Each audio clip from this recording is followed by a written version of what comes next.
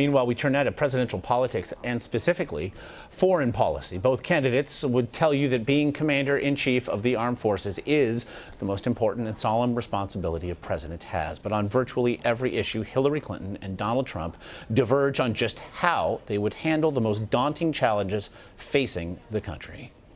My foreign policy will always put the interests of the American people and American security above all else. And if America doesn't lead, we leave a vacuum. And that will either cause chaos or other countries will rush in to fill the void. Russia wants to defeat ISIS as badly as we do. If we had a relationship with Russia, wouldn't it be wonderful if we could work on it together and knock the hell out of ISIS? We know that they are deeply engaged in supporting Assad because they want to have a place in the Middle East. I think I would have a very, very good relationship with Putin, and I think I would have a very, very good relationship with Russia. We have to send a very clear message to Putin that this kind of belligerence, this kind of testing of boundaries will have to be responded to. You look at North Korea. We're doing nothing there. China should solve that problem for us. China should go into North Korea. China is totally powerful as it relates to North Korea. Although we have international sanctions against North Korea, they're not enough because China has not yet made the decision that it needs to make, that North Korea poses a threat. Iran has power over North Korea.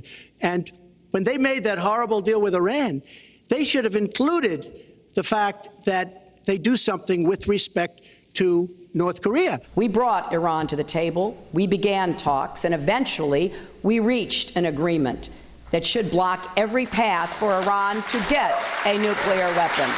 This is one of the worst deals ever made by any country in history. The deal with Iran will lead to nuclear problems. Donald Trump says we shouldn't have done the deal.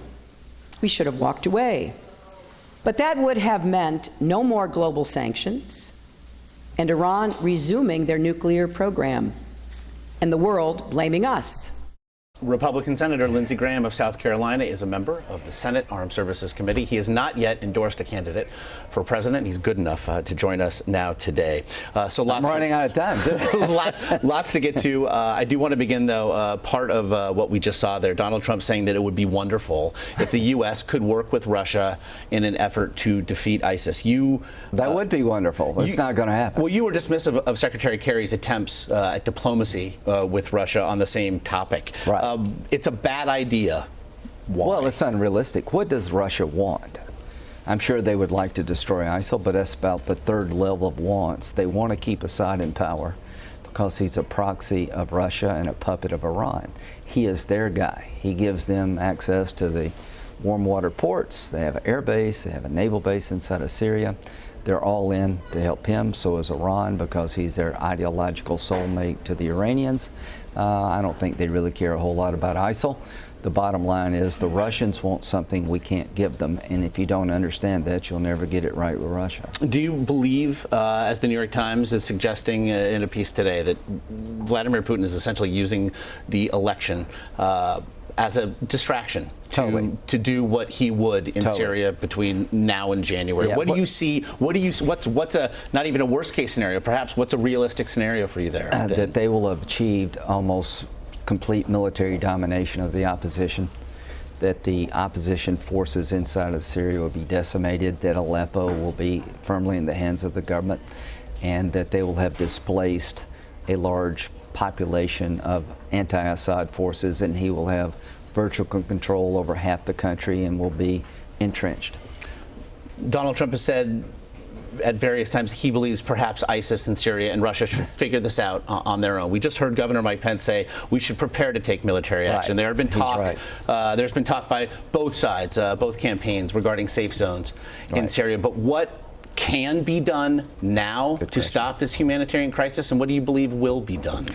Nothing will be done. What could be done is a safe haven, telling the Russians and the Syrian Air Force that if you come into this area to attack people here, then you will be met with military force. To suggest that they need to work it out among themselves means it doesn't matter to us.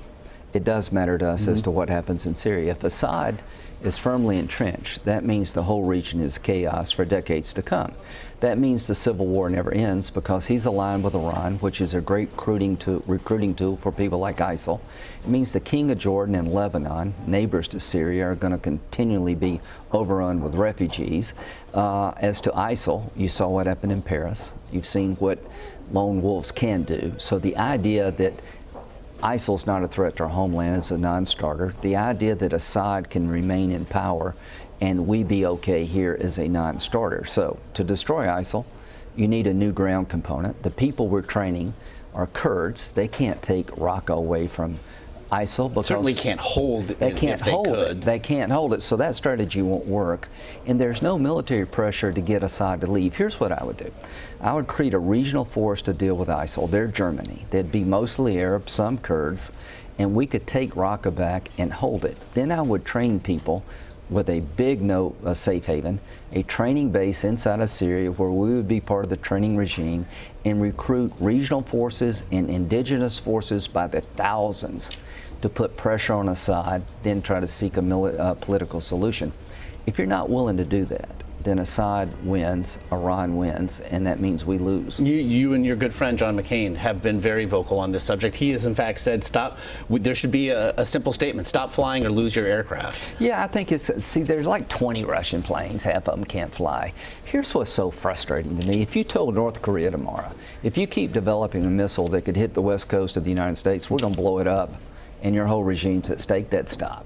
If you told the Iranians, stop test firing ballistic missiles in violation of UN resolutions, because we're not going to let you have a pathway to bomb and a missile to deliver it, and quit destabilizing the region, we're going to put sanctions back on your behavior. If you do, they would actually calm down. If you told the Russians, if you come across this line to attack people inside of Syria, you're going to lose your airplanes, they wouldn't fly. Do you think either one of these candidates, major party candidates, have the will to draw that line? I think Clinton does.